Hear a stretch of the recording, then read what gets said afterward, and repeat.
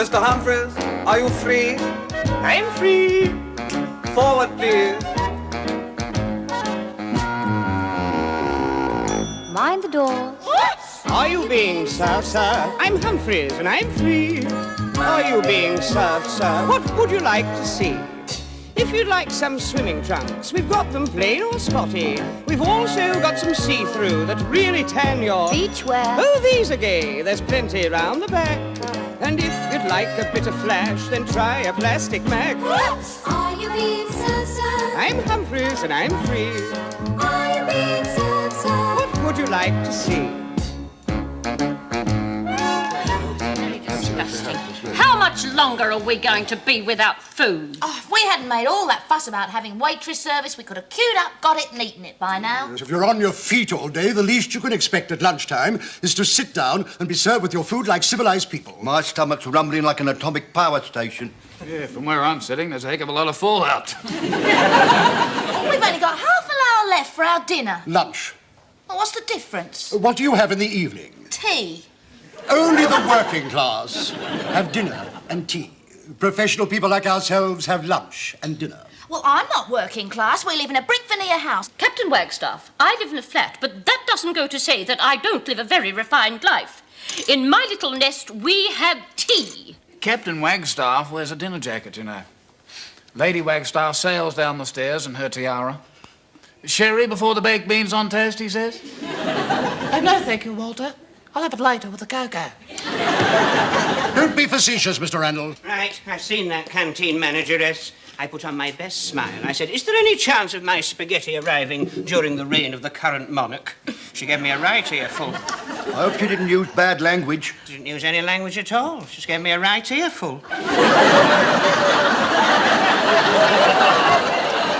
This is intolerable. We've only got half an hour left before we go back.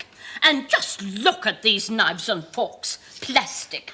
Now, when I first came here, we had tablecloths and real EPNS.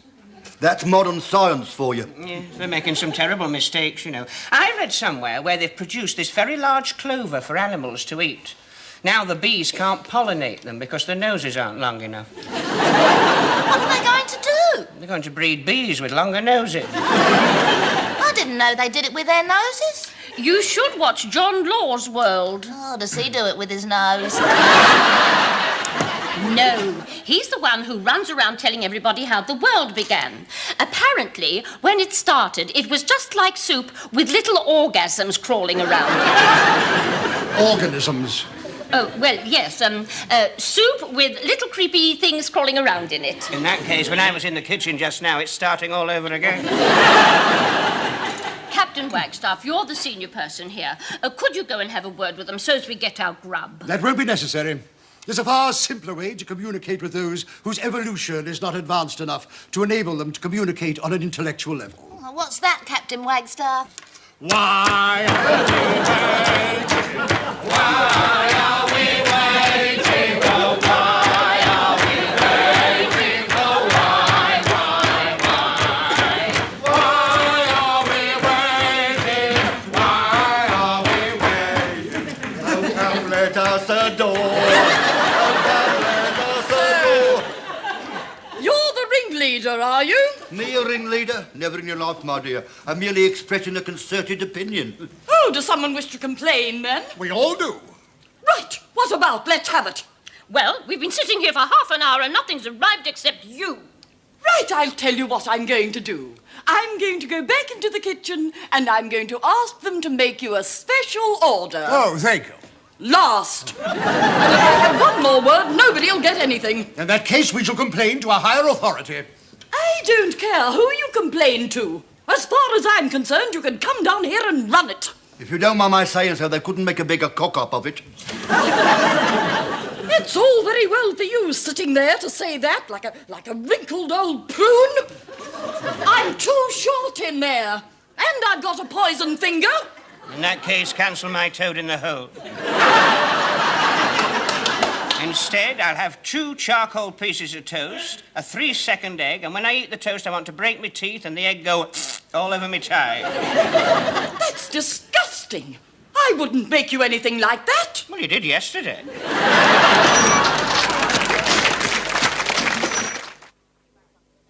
Now, let me see if I've got this right. The manageress came in, and Mr. Mankiewicz complained because she'd served him poisoned prunes. Not quite right, sir. We all complained because we hadn't been served at all. Where did the prunes come in? They didn't. You haven't been listening. This woman was very obstropulous to Mr. Mankiewicz and Captain Wagstaff. She said he had a face like a prune. Captain Wagstaff has a face like a prune. No, Mankiewicz had a face like a prune. Yes, I suppose he has. I'll write that down. No. Mr. Mankiewicz didn't like it. In fact, he was very upset. Then why did he order them? Order what? Prunes. He didn't order them. Then he can hardly complain when they didn't arrive. Look, I don't want to get involved in all this, but wouldn't it be better if you crossed all that out and went on to the next bit? It's up to you. I see you have a complaint about spaghetti. Did it arrive badly cooked? I really couldn't tell you. All I know was it hurt my ear.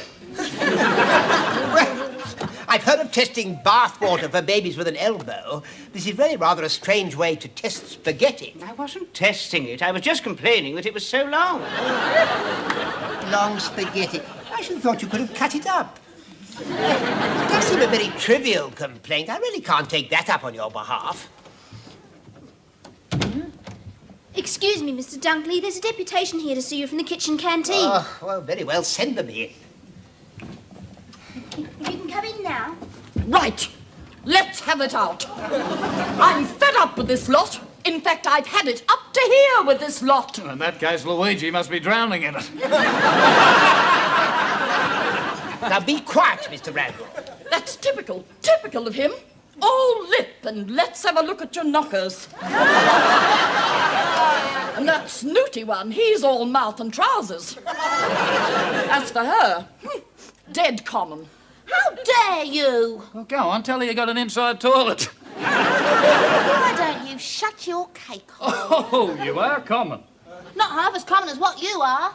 My mother always says, common is as common does. And what's that supposed to mean? I don't know, but every time my dad blows his nose on the tablecloth, that's what she says. I don't think we should argy-bargy amongst ourselves in front of these cooks and bottle washers. You pompous old snob. Oh, and as for her, she always looks as if she's got a permanent smell under her nose. And the nearer you are, the stronger it gets.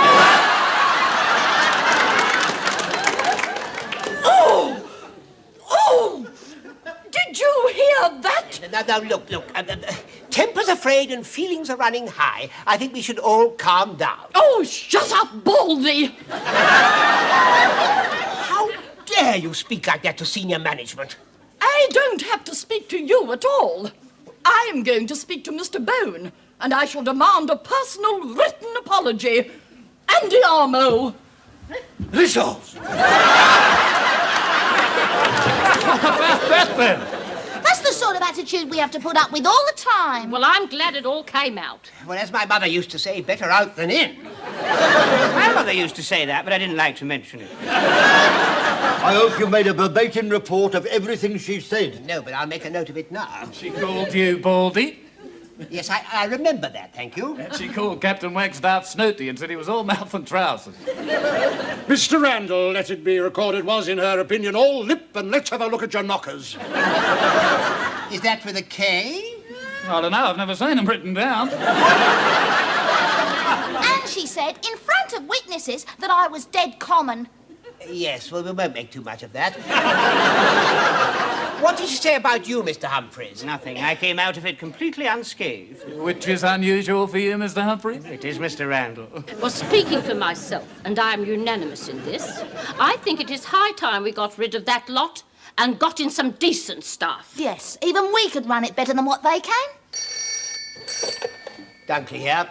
Dunkley, I've just had that nice canteen manageress in to see me. She had some very serious complaints about your lot, and she wants a written apology. I'm taking a very firm stand on this, sir. She was very aggressive indeed, and my department feel the entire catering staff are incompetent. In fact, they feel they could do it a damn sight better themselves. Yeah. In that case, they can take over tomorrow, because the catering staff have slung in their overalls and walked out. Oh, dear. Here, Dunkley, I tell you one thing. That manageress has got a lovely pair of knockers.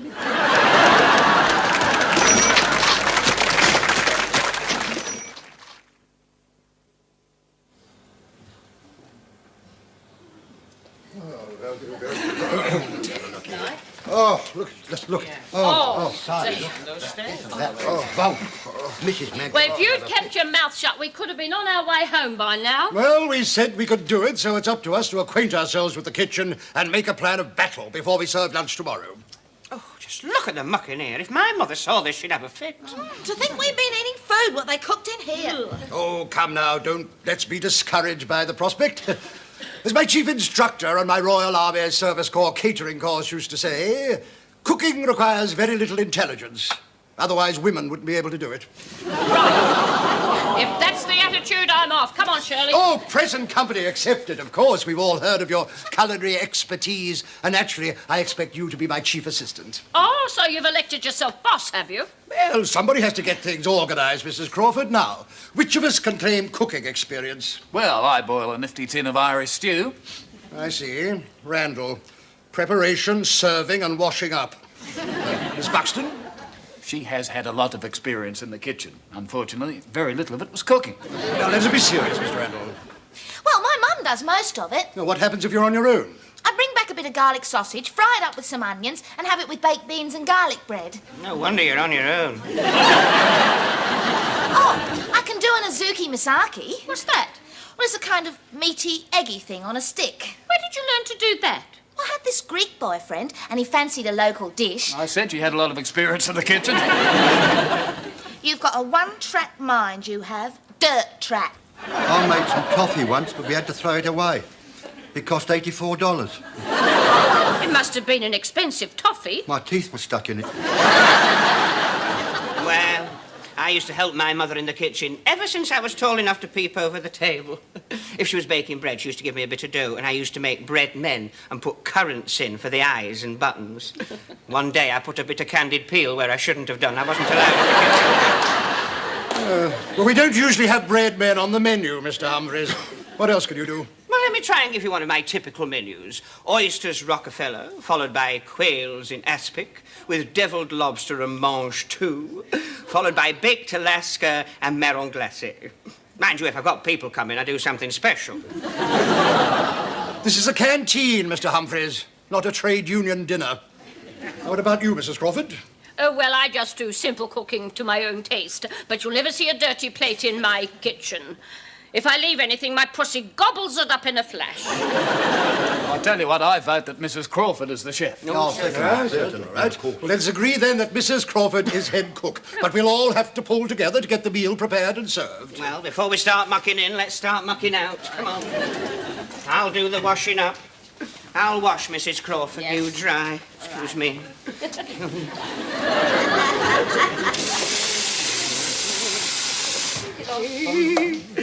Could I have that other rubber glove, Mrs. Crawford? What do you mean? Well, I've got to put my hands in water. I don't want wash-day red hands. And what about me? I've got to handle wet plates. Captain Wagstaff, could we have a ruling on this, please?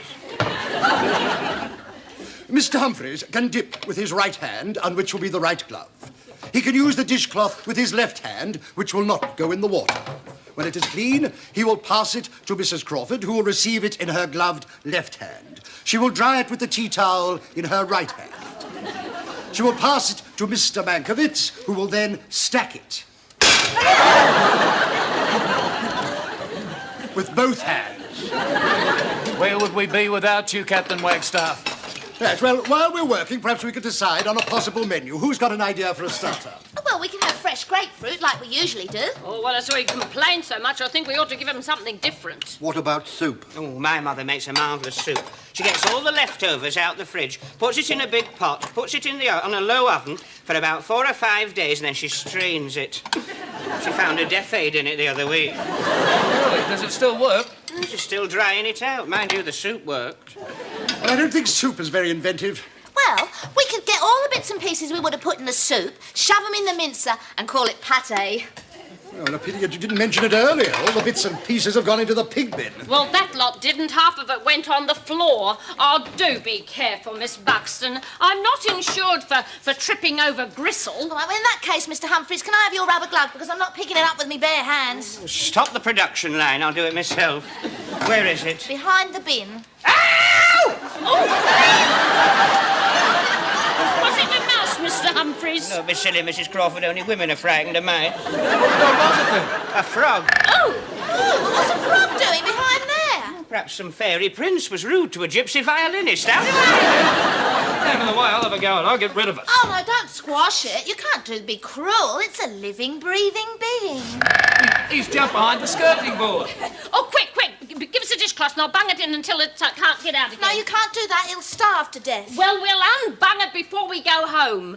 What I'd like to know is how it got up here in the first place. Well, if it was a cane toad, it probably came with a grapefruit from Queensland. Well, as we haven't had much success with the first course, anybody got any ideas for the main dishes? Captain Wagstaff, are you sure you're not overtaxing yourself licking that pencil? Let's get on with your work, Mr. Randall. They used to make a nice steak pie. Perhaps the recipe's about somewhere still. But it's not much good producing the same dishes that we've always been complaining about. We've got to come up with something quite different, something more French, perhaps. Well, if you'd given me a free hand with that broom, we could have had frog's legs. It's all very well trying to decide what we're going to give them. We don't even know what we've got in the larder. Ah, that point just crossed my mind, Mrs. Crawford. Yeah, just after she said it. Now, that'll do, Mr. Randall. Now, take an inventory. Now, go up there, call out the contents, and I shall record them. 1 whole sheep. 1 whole pig.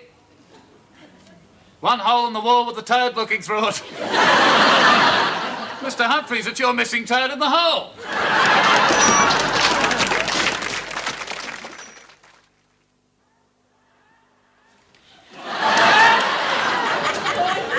Now you can have the crepe Suzette or the meringue glacé. I'll have both. Oh. And I must say, this is the best curry I've ever had. Oh, thank you. That shish kebab is just like you get in the Greek restaurant. Can I have the recipe? Well, you just have to know how to go about it. Coffee to follow, Mr. Catchpole. If you please, Mrs. Crawford. Well done. Thank you. Table 4 and keep the change. 3 shishes and 2 tandoori. You'll have to wait for that. I've had a rush on the ship. Captain Wagstaff, I'm down to my last shish. More shishes, Mr. Randall. I'm shishing as fast as I can. I have to run out of skills. I won't give you your shish until you've got your tandoori, otherwise your tandoori will get tepid. 1 Suzette and 1 meringue on the same plate, please. Oh, that must be for them animals in the packing department. Young Mr. Bone has taken his place in the executive dining room and he'd like the soup du jour. Oh, we've had a run on that as well. I shall have to see to the manager. Captain Wagstaff, are you free? What is it, Mr. Humphreys? Can you squeeze me another mock turtle? I've got a crisis with the shishes. But it's for young Mr. Bone. Oh, 1 mock turtle soup coming up.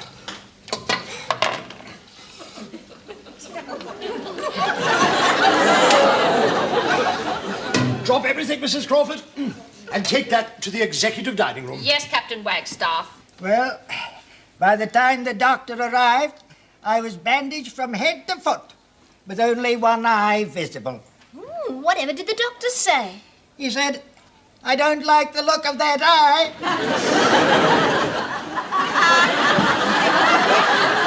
Your soup, Mr. Bone. Real turtle. Oh, good. I do like a soup with a bit of body in it.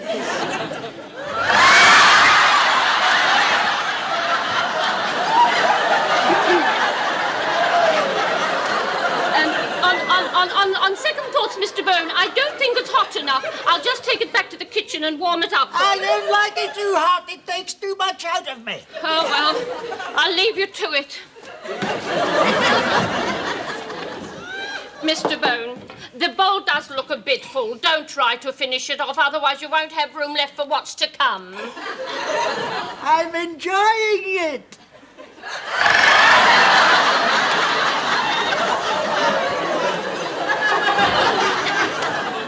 Did you say something? What does he want to follow his soup? Either a stomach pump or an ambulance. Here's your meringue and Suzette. Thank you. And here's your shishes. They're all shriveled. You took so long. Oh, I really enjoyed that. Sorry about that. I've got a frog in my throat.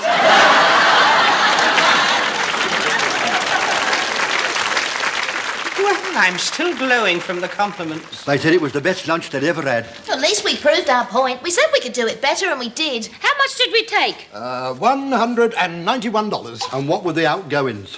Here they are. Chinese takeaway, $30.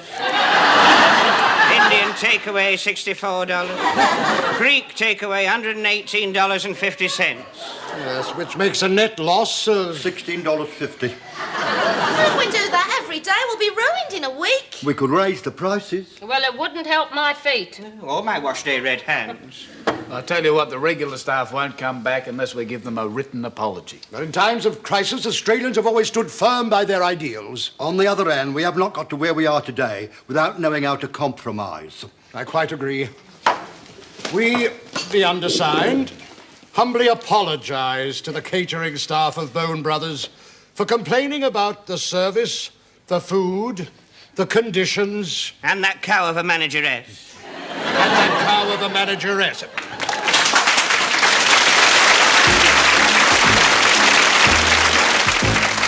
Are you being served, sir?